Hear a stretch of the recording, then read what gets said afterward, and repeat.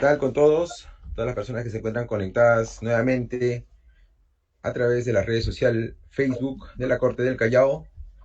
El día de hoy vamos a tocar un tema muy común. Se trata de los procesos de desalojo contra inquilinos morosos. Para esta oportunidad nosotros hemos invitado a la doctora Fiorella Vázquez Rebasa, quien es jueza del cuarto juzgado especializado en lo civil. Doctora, le damos la más cordial bienvenida desde ya y le agradecemos por estar presente el día de hoy en el espacio del usuario. Muchas gracias, Oscar, por tu intermedio. Saludar a la presidencia, al órgano administrativo, al personal jurisdiccional de esta hermosa corte, así como a los espectadores que nos siguen a través de este importante espacio para acercarnos con los ciudadanos y manifestar mi disposición a responder las preguntas que me formulen. Gracias a usted, doctora. Antes de iniciar con esta entrevista, nosotros ya les pedimos que puedan dejar sus consultas o comentarios dentro de las casillas del Facebook para poder hacerle llegar sus inquietudes a nuestra invitada del día de hoy. Doctora, asimismo quisiera pedirle por favor que en cada respuesta que dé utilice un lenguaje sencillo y si es posible quizás dar ejemplos para poder llegar de una mejor manera al entendimiento de las personas que nos siguen. Doctora, el tema, como lo repito, el proceso de desalojo contra inquilinos morosos. Primero, le preguntaría, para entender bien el tema, ¿a qué se considera o a quién se considera un inquilino moroso? Bien, gracias por la pregunta. En el marco de la celebración de un contrato que es bastante útil en nuestro medio, que es el contrato de arrendamiento, que es un negocio jurídico, un acuerdo que es bilateral entre ambas partes, existen pues dos partes. Una que es el arrendador, que normalmente es el propietario o el que tiene el derecho a usar y disfrutar el bien, y la otra parte, la contraparte, que es el arrendatario, ¿no? ¿Cuáles son, digamos, las obligaciones de ambas partes en este tipo de contrato? La función principal o la obligación principal del arrendador es ceder en uso un bien, ¿no? Un bien para la finalidad pactada, que puede ser normalmente de vivienda, de comercio, industrial, etcétera, ¿no? Sobre bienes muebles e inmuebles. Y el arrendatario en este caso es quien va a pagar una merced conductiva, lo que conoce como una renta, en atención justamente a esa cesión en uso que le dan sobre ese bien. Entonces, ¿qué pasa? Que en la ejecución de este contrato, de este acuerdo, puede pasar de que el arrendatario, por diversas causas, se atrasa en su obligación principal, que es el pago de la renta. Entonces, cuando hay un atraso, y por ejemplo el Código Civil nos habla de 2 periodos y medio consecutivos, pues de alguna manera ya se estaríamos hablando de una situación de morosidad, ¿no? En el cual el arrendador puede ejercer mecanismos que dota el derecho para tutelar su derecho de crédito. En conclusión, el inquilino moroso es aquella parte, arrendatario, que tiene como obligación principal pagar esta merced conductiva o renta y que se ha atrasado por alguna causa respecto a esa obligación principal y activa a su vez al arrendador para que pueda utilizar mecanismos que le tutelen el derecho para satisfacer su derecho de crédito. Doctora, ¿qué juez en específico ve el tema de procesos de desalojo contra inquilinos morosos? Ujú. Bien, sobre esto hay mucho que decir y lo voy a explicar de una manera sencilla. Lo que pasa es que desde la historia hemos visto de que han habido muchas leyes, las leyes de alquileres, por ejemplo, que han protegido mucho al arrendatario, ¿no? Entonces, ¿por qué? Porque también de alguna manera se está ejerciendo el derecho a la vivienda del arrendatario, porque el bien es para vivienda, ¿no? Es un bien sustituto, ¿no? Entonces, ¿qué es lo que pasa? Que de alguna manera, ¿y cuál es el efecto que ha causado esto? Evidentemente que los arrendadores no desincentiva que puedan alquilar este tipo de bienes, ¿no? Porque dice, más caro me sale iniciar un proceso de desalojo o tratar de llegar a un acuerdo para poseerlo. Entonces, ¿qué es lo que ha pasado? Que el gobierno, a través de diferentes leyes, por ejemplo, ¿no? De la cláusula de allanamiento futuro, del decreto legislativo 1177, de la ley de desalojo con intervención notarial y ejecución judicial, ha tratado de facilitar el proceso de desalojo para tratar de tutelar al arrendador y pueda volver a tener el bien, ¿no? Porque finalmente es un bien que en principio tiene derecho a poseer. Entonces, en esa medida es que al facilitarle esto, de alguna manera, y teniendo en cuenta también el marco legal que existe, tenemos, por ejemplo, un cuarto pleno casatorio y el pleno jurisdiccional del 2017, y a su vez tenemos el Código Procesal Civil que nos habla respecto a las competencias en cuanto al proceso de desalojo. Observamos que existen dos competencias diferenciadas. Uno es el juzgado de paz letrado para un proceso de desalojo por vencimiento de contrato, es decir, cuando se observa el término final del plazo del contrato. En algunas interpretaciones se dice cuando hay una cláusula de allanamiento futuro para el vencimiento de contrato, y por otro lado tenemos al juez civil que observa cuando este proceso de desalojo se inicia por ocupante precario. Ocupante precario es aquel persona que no tiene un título, o sea, un amparo legal para poseer el bien, o que su título que tenía ha fenecido, ¿no? Normalmente en la interpretación de este pleno, el pleno jurisdiccional y de este pleno, se dice que es cuando se le envía una carta notarial pidiendo la restitución, ¿no? Y eso lo ve el juez civil. Entonces, tenemos dos importantes competencias, ¿no?, en materia respecto a ello: el juez de paz letrado para los procesos de desalojo iniciados por vencimiento de contrato, y el juez de civil para el proceso de desalojo iniciado por ocupante precario. Y luego, antes de culminar, también mencionar que, por ejemplo, en este proceso de desalojo especial por intervención notarial, el juez de paz letrado tiene la competencia, ¿no? Dependiendo también del decreto legislativo, no determina competencia específica, pero el notarial lo ve el juez de paz letrado. Pero eso es por competencia por ley especial. Bien, doctora, nosotros vivimos en una sociedad donde, si bien es cierto, la mayoría de la población alquila sus casas para tener quizás un ingreso extra, y esto se ve mayormente en los adultos mayores.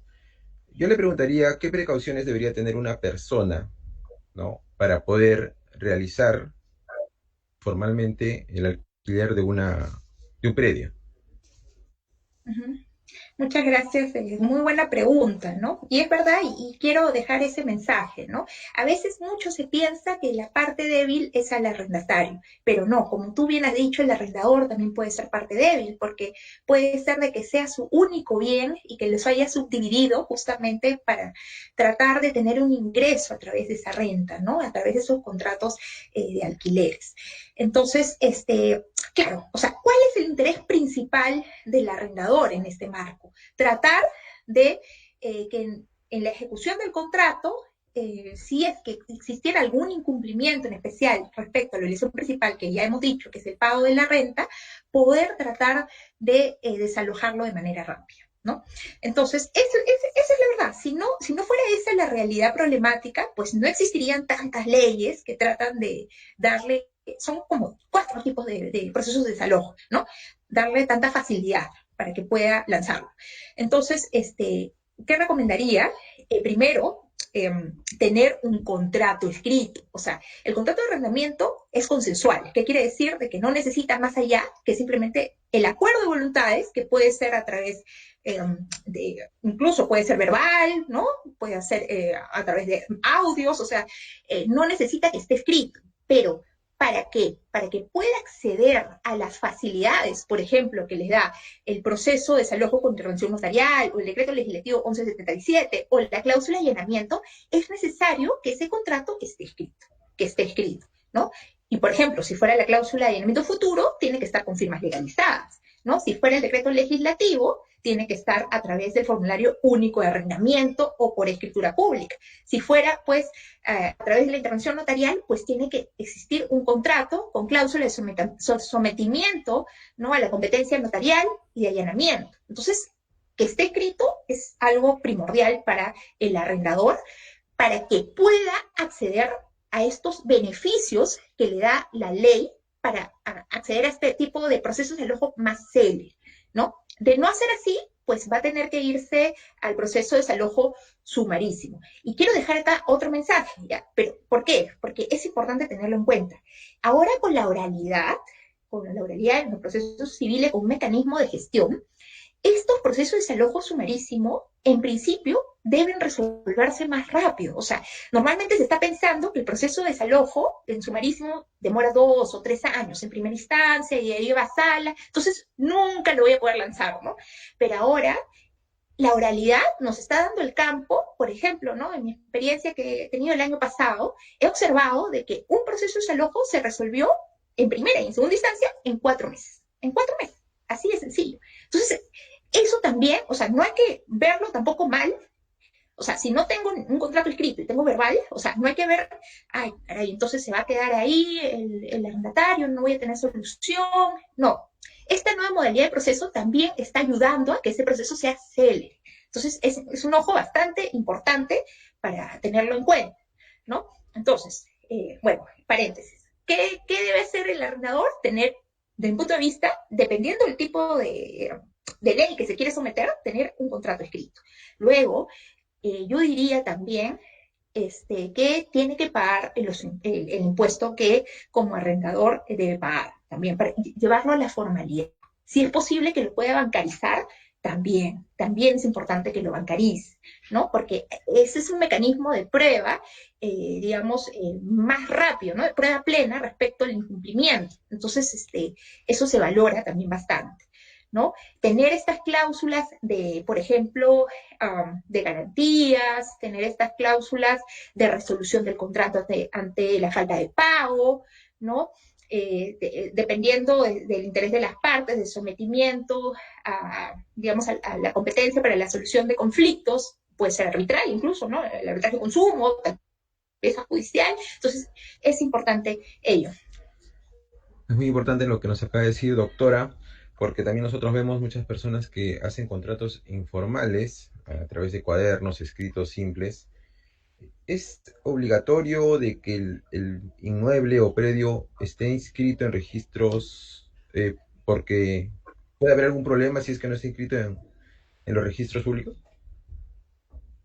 Bien, no es obligatorio porque recordemos que la propiedad inmobiliaria se transfiere con el solo consenso y aparte de ello, o sea, no todos los bienes están registrados, ¿no? Ahí lo que podría haber, o sea, duda en todo caso ya dependerá del juez. Lo que pasa es que también hay una ley del sistema de gestión de bienes estatales que dice aquellos bienes que no son privados ni comunidades campesinas son del Estado, ¿no? Ahí por ahí podría tener algún tipo de problema. Pero si es que tiene un documento privado que acredite la propiedad, pese a que no esté inscrito, es privado, no hay ningún problema, ¿no? Solo que falta inmatricular, entrar a registro. Ahora, ya pasando a tu pregunta y quiero también manifestar lo siguiente, ¿qué pasa? Pasa también de que, o sea, vivimos en un país que es informal, es una realidad que no podemos desconocer, entonces pasa que muchas veces hay subdivisiones que no están reconocidas por el derecho. O sea, no hay, por ejemplo, licencia de edificación, habilitaciones urbanas, ¿no? Son, digamos, subdivisiones de hecho, ¿no? Entonces, y solamente puede ser una partida matriz respecto al bien, pero imagínate que esté subdividido, de hecho, en 20 cuartos, ¿no? Entonces, lo que tienen que hacer, digamos, los abogados para tratar de facilitar la labor del juez es indicar la ubicación del bien, ¿no? Porque puede ser de que esté subdividido en 20 cuartos, pero solamente quiero desalojar respecto al cuarto A, que he denominado A internamente, ¿no? Pero para el derecho no existe, pero para mí sí existe. Entonces, lo que hay que hacer es hacer un croquis, ¿no? Un croquis, o si puede ser un plano mejor, respecto a la ubicación. Y esto es sumamente importante, porque la identificación del bien para el proceso de desalojo es esencial. Sin eso, no va a avanzar el proceso. Entonces, es importante cuidar a la demanda, tener la identificación del bien. No interesa que, digamos, que la realidad jurídica no lo reconozca, pero fácticamente que sí nos permitan obtener la ubicación. Muy bien, doctora. Entrando ya un poco más al fondo del tema, ¿qué soluciones prácticas pueden adoptar las partes ante las dificultades que tienen los arrendatarios para pagar la renta? Sí, muy buena pregunta también. Eh, Mire, quisiera explicar esta pregunta con la siguiente lógica, ¿no? Ya he explicado que el contrato de arrendamiento es un contrato en virtud del cual el arrendador, que puede o no ser propietario, puede ser un administrador, puede ser alguien que tenga simplemente el derecho de uso, cede el uso respecto, hablemos de vivienda, ya, de un bien para fines de vivienda. Y el arrendatario es quien paga la renta, ¿no? Ya, entonces esas son las obligaciones principales sin importar los demás tipos de obligaciones.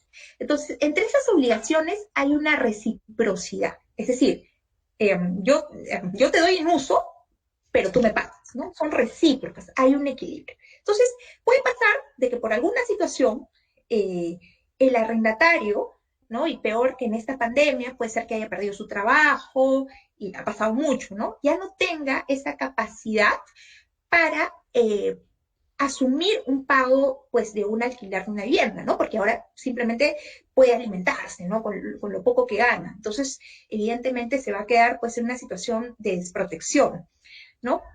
Pero también, o sea, pensemos en eso, ya, pensemos, ok, no tiene dinero, y por tanto estoy en una situación precaria, débil, ¿no? Pero necesito vivienda, ¿no? Eso es un poco el pensamiento. Pero también pensemos en el arrendador. Puede ser, como bien indicaste al inicio, puede ser una persona vulnerable que tampoco, pues, que digamos con el dinero de lo poco que recibe la renta, pueda subsistir. Entonces, si es que existen más arrendatarios en la misma situación, entonces no va a tener dinero tampoco para subsistir. Entonces ahí estaríamos hablando de dos partes débiles. Entonces, ¿qué nos dice el derecho al respecto? Lamentablemente, la situación, la dificultad para cumplir la obligación, tanto de ceder en uso, para pagar la renta, no incide o no tiene relevancia jurídica para aplicar algún remedio que me permita suspender mi prestación, o sea, mi ceder en uso, o que me permita suspender mi contraprestación, mi pagar la renta. No, porque eso es una dificultad, es una capacidad subjetiva interna, ¿no? Entonces, el derecho no te da, lamentablemente, esa salida. Pero yo creo que en virtud del principio de buena fe contractual, que rige tanto para la celebración, para la ejecución y la terminación del contrato, las partes pueden conversar y entenderse, encontrar digamos, un punto en común. ¿Por qué? Hay incentivos suficientes. El arrendador, primero, estamos en una crisis económica. Estamos en una crisis económica. O sea, no va a haber más arrendatarios fieles como el que tenías, no va a haber más arrendatarios con dinero que puedan ocupar el bien, ¿no? Tu bien va a quedar en vacancia si no aceptas las condiciones que tal vez el arrendador sí puede hacer, que sea una disminución a la renta, ¿no? Entonces, es un incentivo suficiente para el arrendador. ¿Cuál otro incentivo? Que vas a tener que asumir costos para tratar de desalojarlo, ¿no? Encontrar la manera. Entonces, eso también es un costo adicional, ¿no? Y para el arrendatario también, obviamente, ¿no? Entonces, esos incentivos hacen que en virtud de ello puedan, y a la buena fe, puedan renegociar los términos contractuales, al menos en el tiempo en que dure la pandemia, y encontrar un equilibrio común en base a la buena fe. Eso me parece que sería lo más prudente y lo mejor para esta situación. Y hablando del tema de pandemia, como lo acaba de mencionar usted, eh, se ven muchas personas afectadas, tanto los que arriendan como los que alquilan los inmuebles.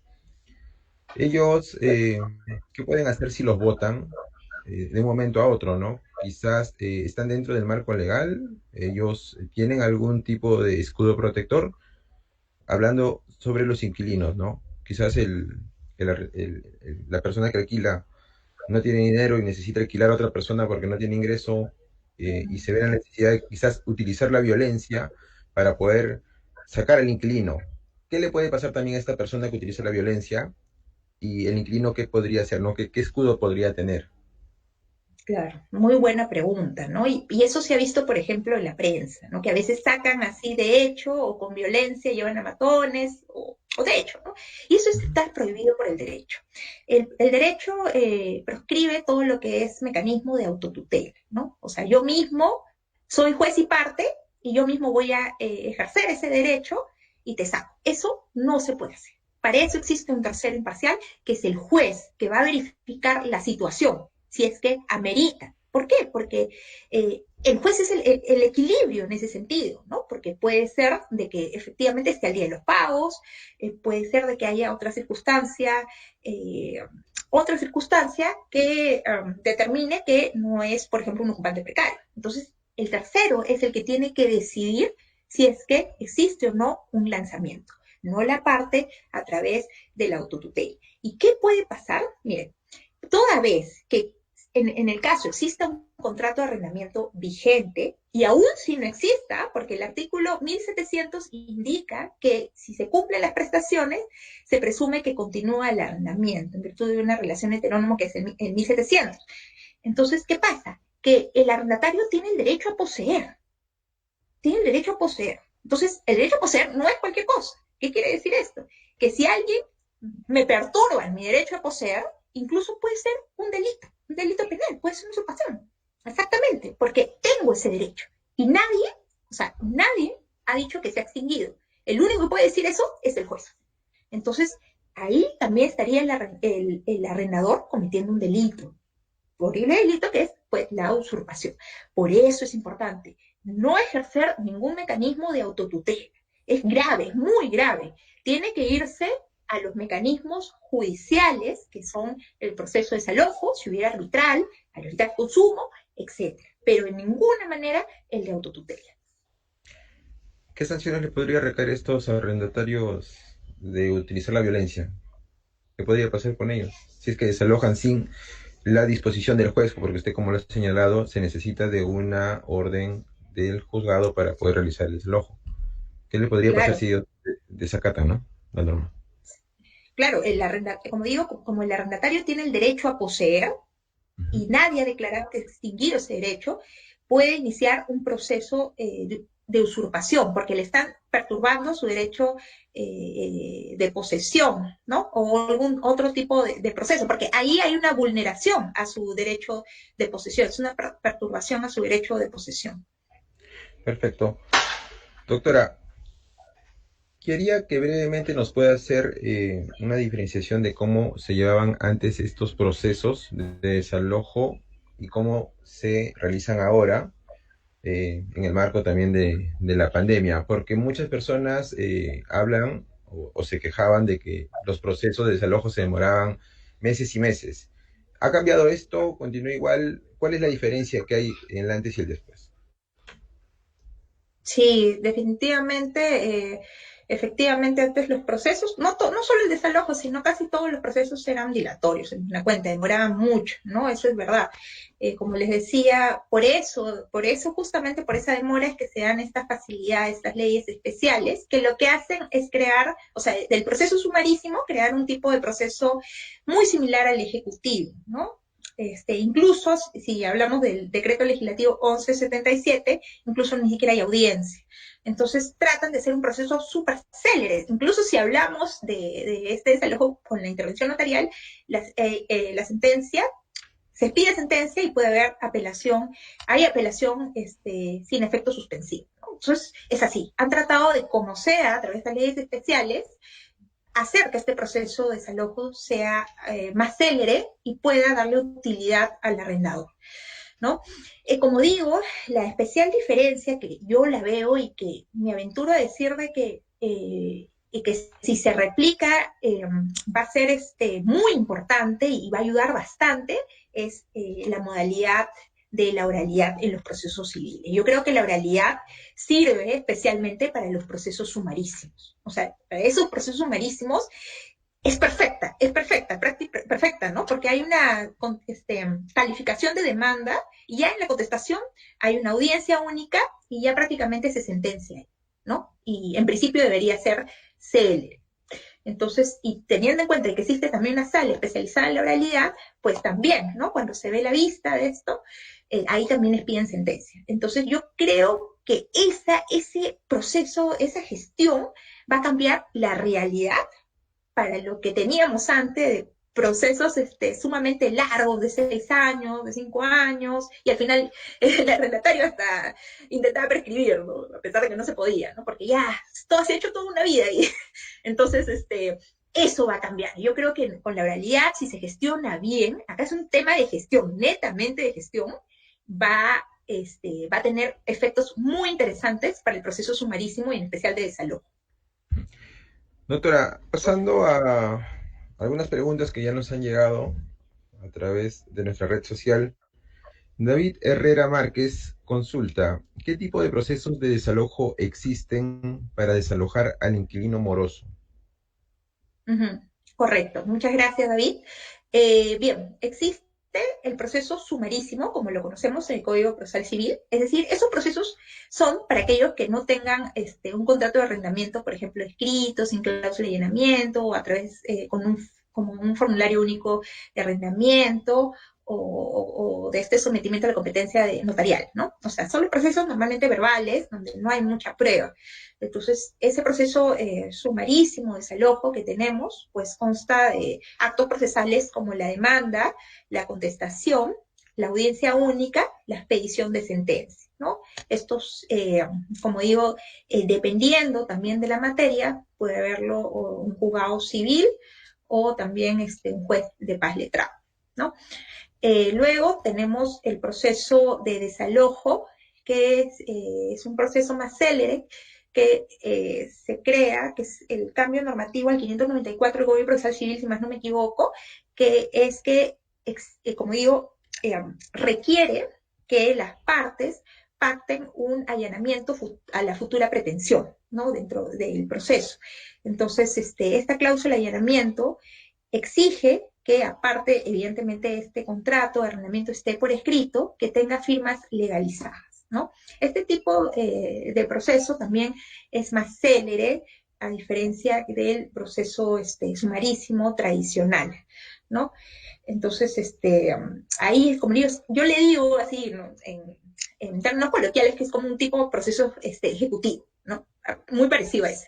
Ahí tenemos otro proceso es el que determina el decreto legislativo 1177, pero eso casi no se ha utilizado porque la verdad que requiere mucha formalidad, o sea, requiere estar a través, digamos, escrito a través del formulario único de arrendamiento o a través de una escritura pública. Entonces, si nosotros observamos ello, eso es más costoso, ¿no? Normalmente, eh, eh, digamos, por un arrendamiento de vivienda de 800, 1000 soles, tal vez no convenga tanto gastar tanto, darle mucha formalidad, ¿no? Incluso solamente funciona para los fines de vivienda, tiene que estar bancarizado, etcétera. Entonces tiene que cumplir ciertos requisitos.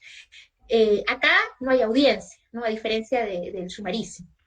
Y por último tenemos que el proceso de desalojo a través de la cláusula eh, de sometimiento a la competencia al notario con intervención judicial, que es un proceso que prácticamente es muy interesante también analizarlo, porque le da la competencia al notario para que determine si es que ha cumplido con las causales para activar este proceso, ¿no? Que si hay vencimiento de contrato o falta de pago. Entonces, él lo evalúa y con todo el expediente, dentro de los plazos que se determina, va al juzgado, y el juzgado lo único que hace es calificar y mandar a ejecutar, ¿no? Entonces, es digamos, otro mecanismo, pero ahí también el gran problema es la formalidad, porque ahí también tiene que estar escrito, bancarizado, si más no me equivoco, por escritura pública, habría que ver, pero entonces eso desincentiva y tiene que estar, o sea, esas cláusulas tienen que estar de sometimiento a la competencia notarial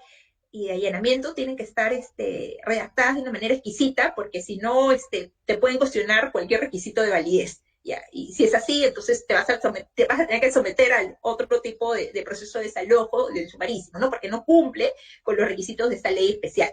Entonces, es muy formal. Creo que es muy formal y que solo sirve para un cierto tipo de mercados, ¿no? Que no son fines de vivienda. Pero bueno, eso es lo que hay por ahora. Doctora, continuamos con las preguntas. Esperamos haber respondido, David. Eddie A. Dentro del contexto que vivimos, ¿considera legal que se proceda al lanzamiento judicial de los inquilinos y arrendatarios que no pagan su renta? Eddie, ¿cómo estás? Muchas gracias por la pregunta. Mira, muy interesante, porque ha habido un proyecto de ley que ha sacado el Congreso, en el cual se dice, pues, de que se suspendan los lanzamientos, ¿no? Justamente, ¿sabes? Y me parece muy importante porque finalmente, o sea, no estamos cuestionando, pues, un tema patrimonial. O sea, el alquiler también tiene incidencia, como dije al inicio de la exposición, en el derecho a la vivienda. O sea, es una persona que no va a tener dónde vivir. Entonces, si lo lanzas, se va a quedar sin vivienda. ¿Qué haces? Entonces, entiendo que esa es la lógica que trata de alguna manera el Congreso de hacer para que esta iniciativa prospere. Aún está en proyecto de ley, ¿no? Pero si nosotros analizamos un poco más, en realidad esto debería ser pues un deber del Estado de procurar el acceso a una vivienda digna de todos los ciudadanos. Pero es un derecho que no es exigible hoy por hoy, ¿no? Y ese es otro tema. Pero es un tema del Estado, ¿no? Pero lamentablemente, y hay que decirlo con todo honestidad, hoy por hoy no existe una norma que suspenda los lanzamientos, ni tanto las resoluciones administrativas, ni una ley, ¿no? ¿Existen intentos? Sí, pero no existe eso. Y al no existir eso, el juez de oficio no puede ponderar otra situación que no es la legal, ¿no? ¿Y cuál es la situación legal? Que sigan los procesos. A partir del 17 de julio se reactivado casi a totalidad en las labores jurisdiccionales. Seguimos, pues, las audiencias virtuales, pues seguimos calificando demandas, seguimos sentenciando, ¿no? Los procesos, los plazos se han activado. Entonces, el mandato que nos da el Consejo Ejecutivo es seguir con el trámite del proceso y no podemos ponderar de oficio otra situación particular.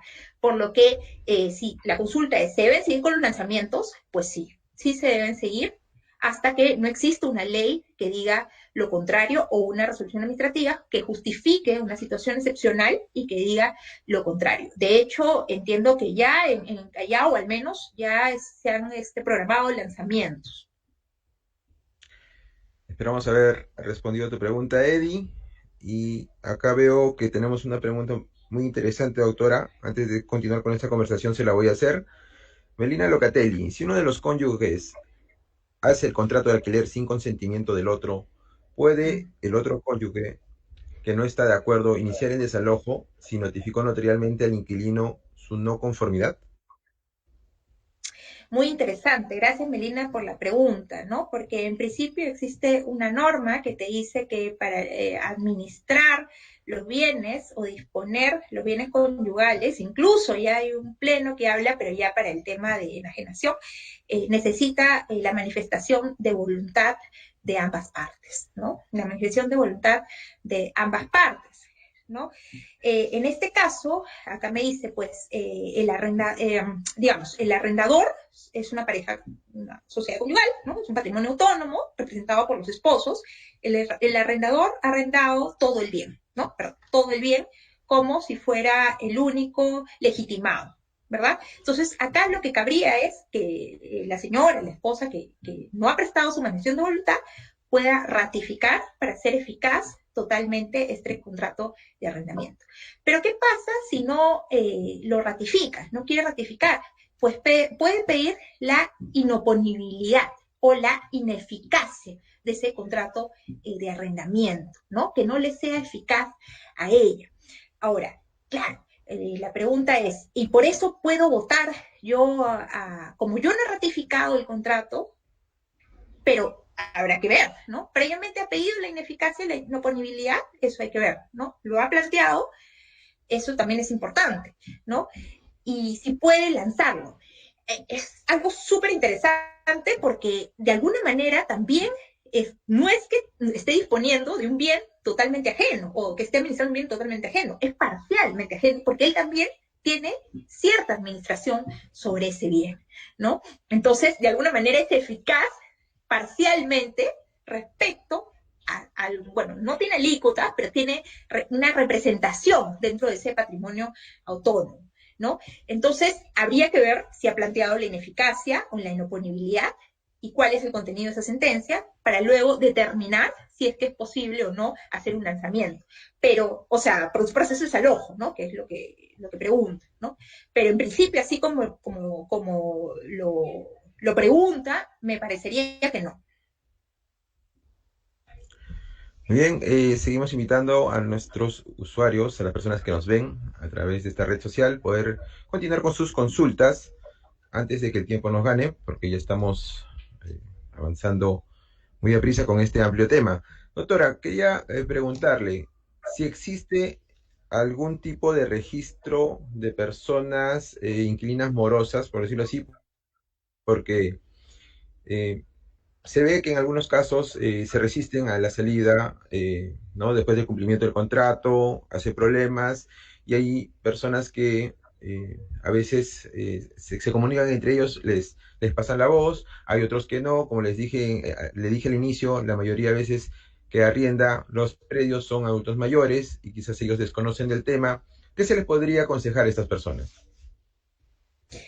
Bueno, entiendo que con esto del RAF, o sea, reglamento o sea, del decreto legislativo 1177, lo que intentó el Ministerio de Vivienda es también crear un registro de arrendatarios o morosos, ¿no? Eso es lo que se intentó.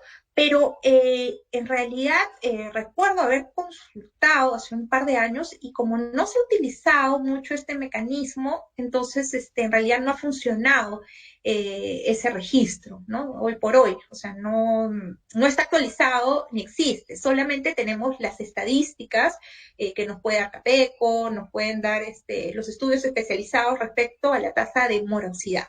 Y las estadísticas revisado me acuerdo el año pasado, sí, pues daban una tasa muy alta de morosidad, pero también quiero tener en cuenta esto, ¿no? Pero es también interesante observar que en esta realidad tenemos solo un 10% de bienes arrendados, o sea, dentro digamos, del campo de bienes de propiedad, ¿no? O bienes de ocupación informal, solo un 10%, o sea, tampoco, o sea, y la morosidad de ese 10% es bastante alta, ¿no? Esos son los datos que tenemos por ahora, pero como digo, lo que sé es que no hay un registro actualizado de deudores morosos. ¿Qué es lo que puede hacer? Nada, iniciar un proceso de desalojo y puede iniciar un proceso de pago, obviamente de los arriendos que no pagó, un proceso de indemnización, porque evidentemente el incumplimiento de una obligación, que es el pago, en su oportunidad causa un daño, entonces eso es lo que puede hacer hoy por hoy el arrendador. Es decir, no existe un símil, algo así como el REDAM, que es para los temas de familia, de alimentos, algo similar que puede haber un registro dentro de los inquilinos morosos para poder ubicar a una persona si ha tenido problemas anteriores y poder tener las precauciones al momento de querer alquilar, ¿no? Alguna vivienda. Aún no existe ese registro. Como te digo, con el decreto legislativo 1177 se intentó crear, ¿no? Pero no está actualizado hasta donde sé, ¿no? O sea, sí hoy por hoy y sería muy interesante, ¿no? Porque como tú dices, al momento de celebrar el contrato, interesante a ver si él está en el registro para ver si celebro o no el contrato con él. Hoy por hoy, al menos que yo conozca un registro actualizado, no existe. Perfecto, doctora. Tenemos unas preguntas más. Manu del Castillo. Mi arrendatario redujo el alquiler por el contexto de la emergencia nacional, cosa que agradecía y pagué con puntualidad. Hoy me llama y me dice que la diferencia de estos meses es una deuda acumulada a su favor. ¿Esto procede? Muy interesante la pregunta, demasiado interesante. Muchas gracias, Manu, por la pregunta. Sí, qué interesante, porque fíjate, ¿no? O sea, habría que determinar si es que han llegado a un acuerdo para cambiar, en este caso es el monto, ¿no? De la renta. O sea, ¿y cómo se puede determinar eso? A través, por ejemplo, de cartas notariales, a través de correos, a través de WhatsApp, etcétera. Si hay alguna prueba o alguna conducta concluyente de que se ha variado ese monto, y hay un periodo de tiempo, entonces se puede entender de que existe esa variación. Pero si no hay, o sea, es un tema netamente de prueba, es un tema y muy interesante, netamente de prueba, porque si no hay, o sea, si simplemente se le ha exigido, porque evidentemente desde que se observa el plazo de vencimiento, puede ser, digamos, de exigibilidad para el cobro de la renta, imagínense pues de que le ha exigido los 200, pero él le pagó solo 100, ¿no? Y no ha dicho nada ante eso. Entonces, ese silencio constituye una variación del monto de la renta, esa es la pregunta. Entonces, habría que ver el contexto y la circunstancia particular, ¿no? ¿Qué es lo que, si hay más contexto para interpretar qué implica ese silencio? Porque simplemente puede decir, como dice, que es simplemente lo voy a cobrar o lo voy a hacer exigible en un momento posterior. Y hasta que no prescriba la deuda, es netamente exigible, ¿no? Entonces, es un tema de interpretación de lo que ha querido decir el silencio respecto a esa situación del concreto. ¿Ha diferido la exigibilidad o ha variado el monto de la renta? Doctora, David Palomino nos pregunta, buenas tardes con los presentes. ¿Es válido si estipulo en mi contrato privado de arrendamiento la cláusula de desalojo express, ley 3933? ¿Podré actuar bajo dicho procedimiento? Muchas gracias, David, si no me equivoco. Gracias por tu pregunta. Como te digo, o sea, este tipo de proceso de desalojo express, para notarial, ¿no? Porque una es con cláusula de allanamiento y otro es con intervención notarial. Ambos tienen requisitos muy diferentes, ¿ya? Porque la cláusula de allanamiento lo que te exige es simplemente tener en tu contrato de arrendamiento escrito una cláusula de allanamiento de pretensión futura respecto a ciertos supuestos de vencimiento de contrato y falta de pago, ¿no? Ponerlo en tu contrato y ir al notario que formalice las firmas, legalice la firma. En cambio, el otro, que es de la intervención notarial, tienes que tener dos cláusulas de asunción, o sea, de que las partes le dan competencia al notario para que puedan calificar cuando se da un supuesto de terminación del contrato o cuando hay una falta de pago, resolución por falta de pago, él lo va a calificar. Esa es cláusula de sometimiento a la competencia y otra de allanamiento futuro. Entonces son dos cláusulas diferentes que tienen que estar en ese contrato escrito. Diferencia adicional que tiene que estar bancarizada la renta. Y ahí tiene que estar bancarizada. No hay de otra. Tiene que estar. O sea, y para que esté bancarizada vas a tener que pagar los impuestos también. El arrendador va a tener que pagar los impuestos. Entonces es de evaluar si cumple esos requisitos para que pueda acceder a los beneficios de esta ley. Pero quiero también decir lo siguiente, que si, por ejemplo, no cumple alguno de estos requisitos, no es que mi contrato no sea válido, simplemente no se va a someter a las reglas de estas leyes especiales. Sigue siendo un contrato de arrendamiento, pero no se va a someter a las reglas de este subtipo contractual. Esperamos haya quedado clara la respuesta de David. Doctora, tenemos una pregunta más. Bueno, acá no tiene nombre la usuaria, pero dice, en el caso que los dueños sean los padres y una de sus hijas ocupa el tercer piso y no desea irse porque hizo mejoras, ¿qué podrían hacer los dueños de casa? Es decir, los padres. ¿Esto aplica dentro del tema? Muy interesante la pregunta, demasiado, ¿no? Porque esto yo no puedo dar una respuesta. No sé, o sea, es un tema que sigo investigando si procede un proceso de desalojo entre familiares, ¿no? Porque hay un vínculo familiar.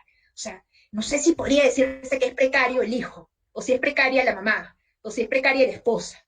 Eso a mí me parece que habría que analizarlo y darle una justificación mayor en el caso concreto. ¿No? No me ha pasado hasta ahora, pero habría que ver, ¿no? O sea, el vínculo familiar le da una suerte de derecho a poseer. Esa es la gran pregunta y el gran debate que estoy seguro que los académicos van a poder aportar. Y en mi punto de vista, preliminarmente diría que no se podría, ¿no? No se podría desalojar. Muy bien, doctora. Ya el tiempo nos ha ganado. Han quedado muchas preguntas en el tintero.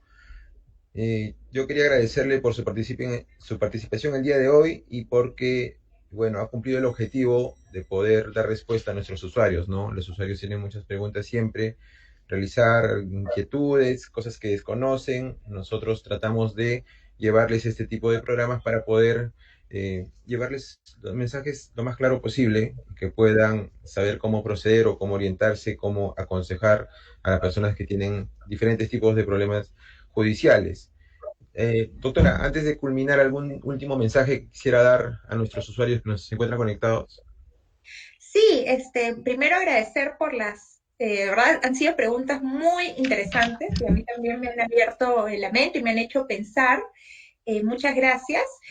Muchas gracias a ti, Oscar, por darme la oportunidad y a la presidencia, por darme la oportunidad de acercarme a la ciudadanía, que nos conozcan un poco más y que también vean nuestra parte humana, nuestros conocimientos y de que estamos prestos, evidentemente, en todo momento, así sea remoto, a administrar justicia con celeridad y más que todo con valores, con transparencia, integridad y honestidad. Eso es lo que tratamos día a día de hacer dentro de los juzgados civiles.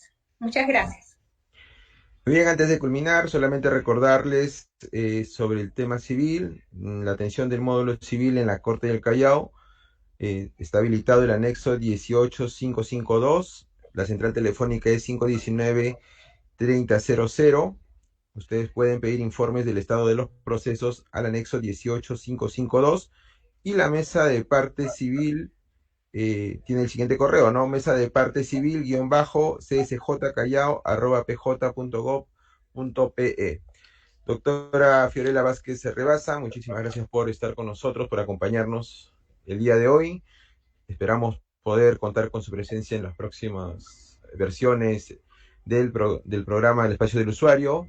Y bueno, también muchísimas gracias a todas las personas que se han conectado y nos han mandado sus preguntas, sus consultas, porque eso se trata, ¿no? Se trata de poder entrar en comunicación directa con ustedes, ya que la pandemia nos ha alejado un poco. Hay que utilizar este método virtual para poder nosotros estar en contacto permanente y poder ayudarles, porque como servidores públicos esa es nuestra finalidad. Muchísimas gracias con todos. Buenas tardes, doctora. Muchas gracias nuevamente. Hasta luego. Nos vemos.